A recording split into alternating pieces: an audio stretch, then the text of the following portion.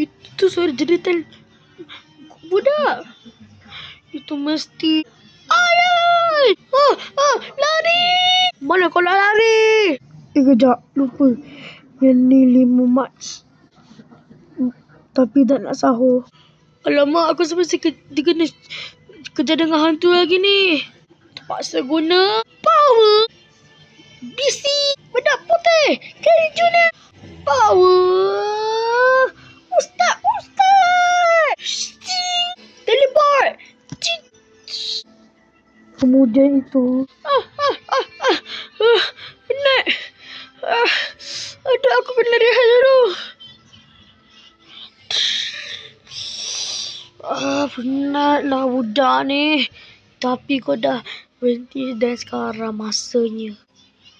Ya Allah, semoga aku selamat.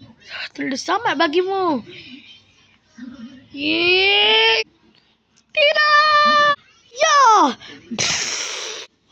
Woi, beratlah kau ni. Kau. Ya, kita jumpa lagi. Warna merah. Ustaz. Dan sekarang kita akan baca surah Al-Fatihah. Tidak. Si dia Iron dan bedak putih.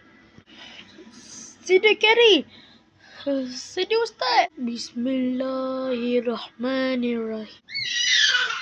Alhamdulillahirrabbilalamin. Ar-Rahmanirrahim. Maliki yaumiddin. Iyyaka na'budu wa iyyaka nasta'in. Ihdinas siratal mustaqim. Siratal ladzina an'amta 'alaihim ghairil maghdubi 'alaihim waladdallin. Amin. Tidak.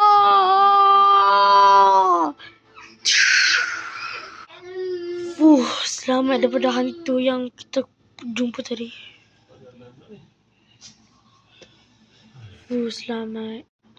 Ustaz. Carry Junior. You are my sunshine. Dreamy like Koti. Aduh. Ada asal Ustaz tak perlu saya.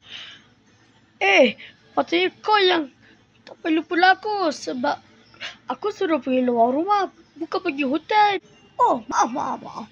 Dah jangan tu. Nanti ada hantu lagi yang nak datang kita ni. Tapi belilah. Ni ke bulan Ramadan. Kau masih ada hantu? Aku pun tak tahu. Bangun. Kamu belum sahur. Kau ni. Sering kau makan kau. Tak. Sambung 6 Mac.